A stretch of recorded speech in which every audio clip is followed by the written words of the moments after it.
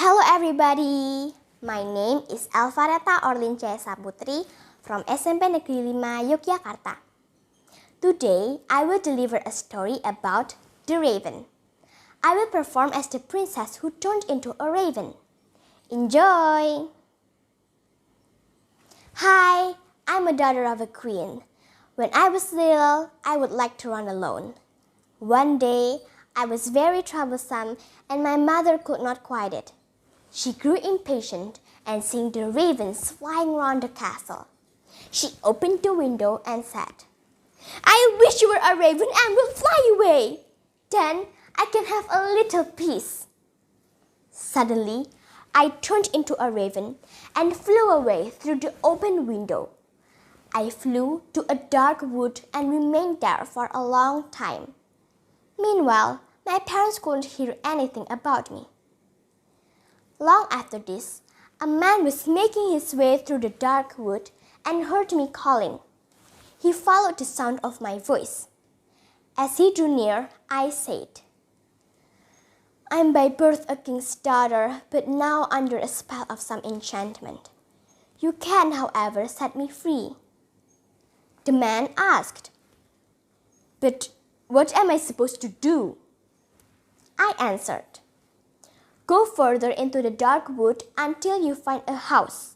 In that house lives an old woman who will give you food and drink, but you must not take off either. If you do, you will fall into a deep sleep and be unable to set me free. In a garden behind the house, there's a tall tent heap, and on that you must stand guard and wait for me. At 2 o'clock, I will fly there for 3 days. But if you fail to keep awake and I find you sleeping, I will not be set free." He promised to do everything I wished. So he walked and walked until he found the house. The old woman met him and said, "Poor man, how tired you are! Come, let me give you something to eat and drink." But the man refused and said, "No, I will not eat or drink anything." But the old woman won't leave him alone. She urged him, saying, "If you won't eat anything, at least drink a glass of wine. One drink counts for nothing, right?" Finally, he allowed himself to be persuaded and drank.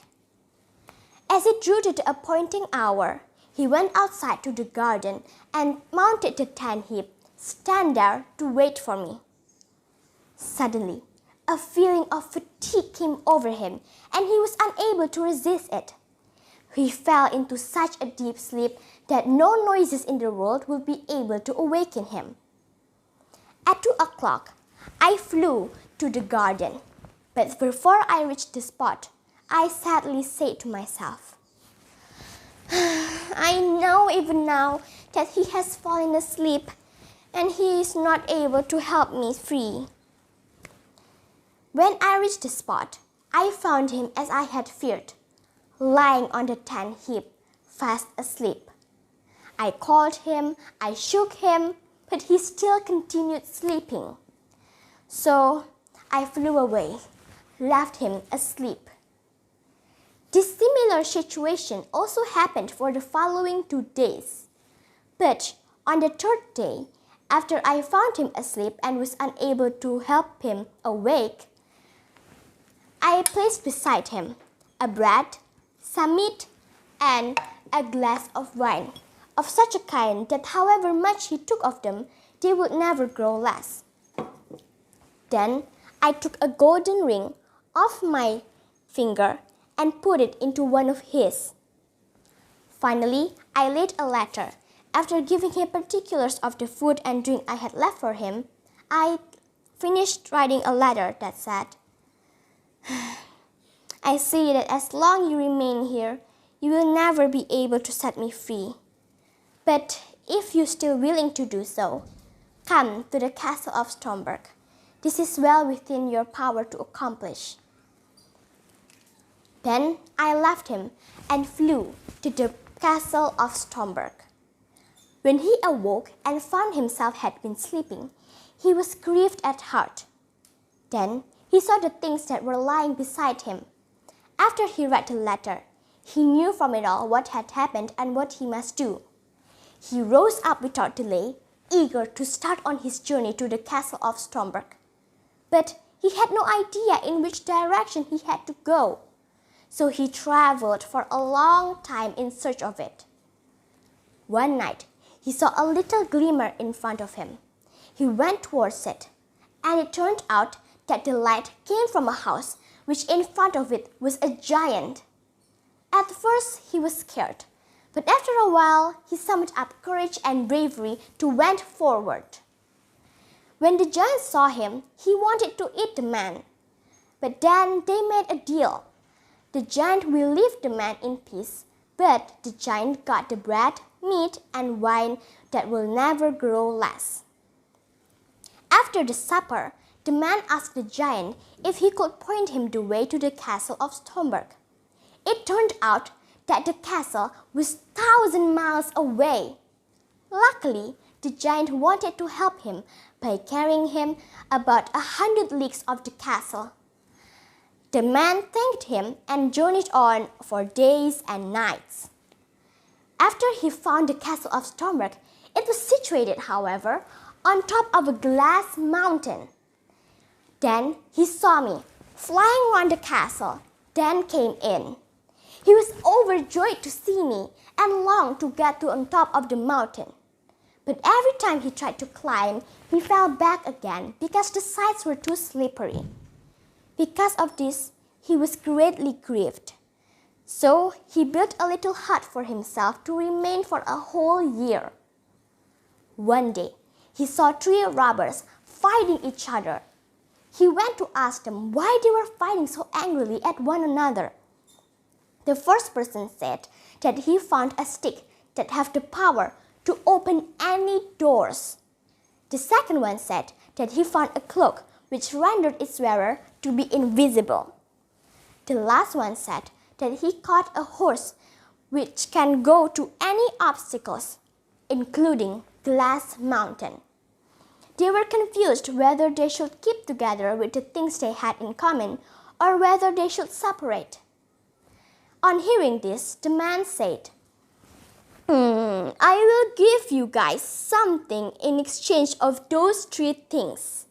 But I have to prove what you're saying is true. So the robbers made him get on the horse, and they gave them the stick and the cloak. When he wore the cloak, he was no longer visible. Then he fell upon them one by one using the stick and said, There, you idle vagabonds! You have got what you deserve. Are you satisfied now? He rode up to the glass mountain, and when he found the castle gates were closed, he uses his stick to open up the gates. Then he entered the castle and found a room where I was sitting in front of a goblet. He took off the ring which I had given to him and threw it into the goblet.